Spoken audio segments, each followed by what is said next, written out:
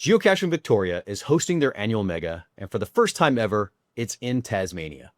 If you're attending the Tassie Event and taking on the EarthCache Bingo Challenge, this video breaks down which EarthCaches within an hour of the event match up with the various bingo spaces.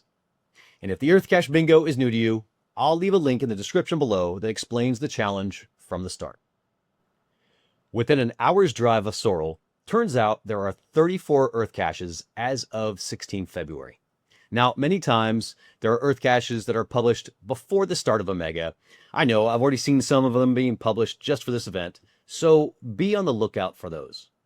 After I found all of those, I looked at what the lesson or the subject that each of them touched on, where they were at, their attributes, stuff like that.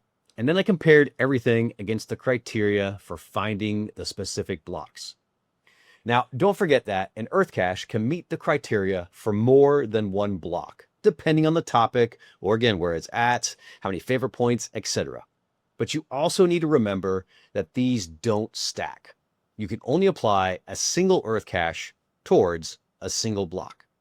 All right, let's look at the various block categories. We'll start with the topic category.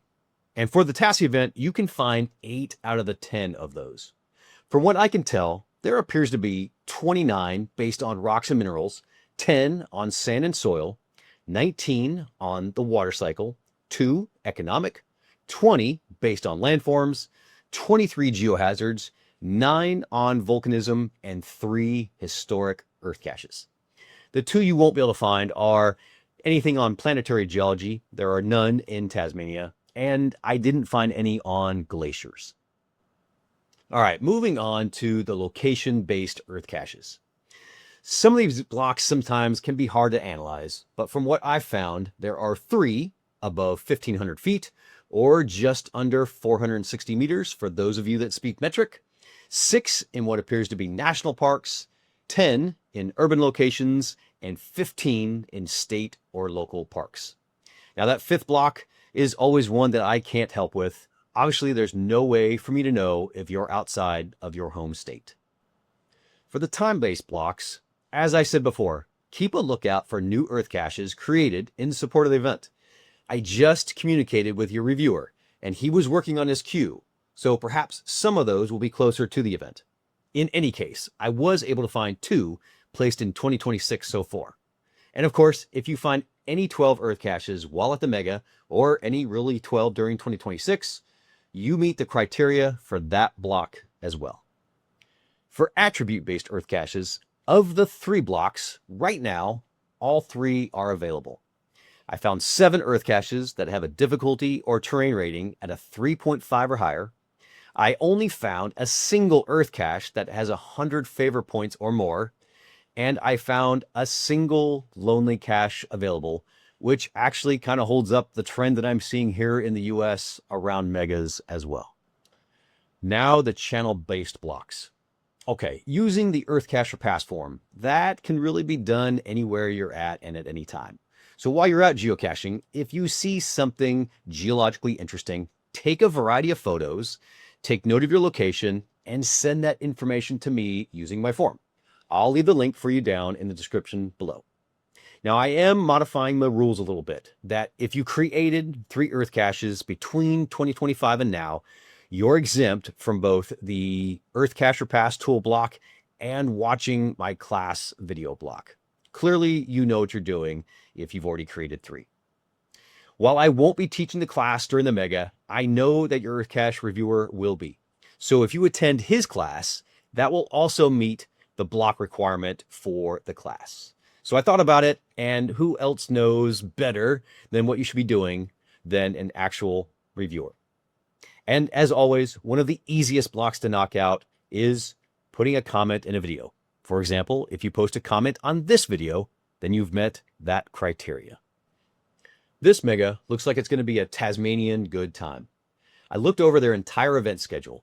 I love the fact that they're having a pre-event trail going on, starting at the north of the island and basically breaking up the journey into quarters towards ground zero, with a different event held every 2 days or so. Now, the mega itself spans 2 days, with stuff going on all day, pretty much all weekend.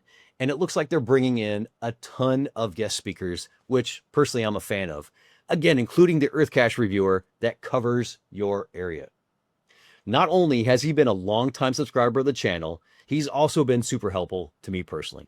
So if you're interested in creating an EarthCache, you absolutely need to attend his presentation. It will be very much worth your time. Feel free to tell him that I said hello as well. And speaking of subscribers, if this video was helpful, consider liking it. And of course, I would love to have you as a subscriber as well.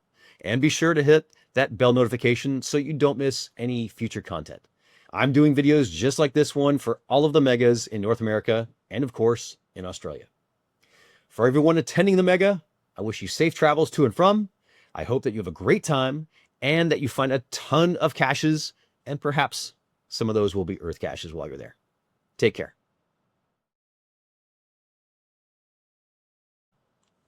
Now, very few people watch videos all the way to the end. So if you have, I think you're entitled to something else. An easy spreadsheet listing the 34 EarthCaches and which blocks they qualify for. So I'm going to put that in a folder, but to access the folder, you're going to need the link. And I'll put the link, of course, in the description, but there's a catch. The link I'm going to put in the description won't work, so anybody won't just be able to click on it. You'll need to change one of the digits in the URL. So listen up. Right after the word folders and the / is an X. Change that X to the number 1, and then the link should work for you. Again, I hope you have a great time and that you find many EarthCaches.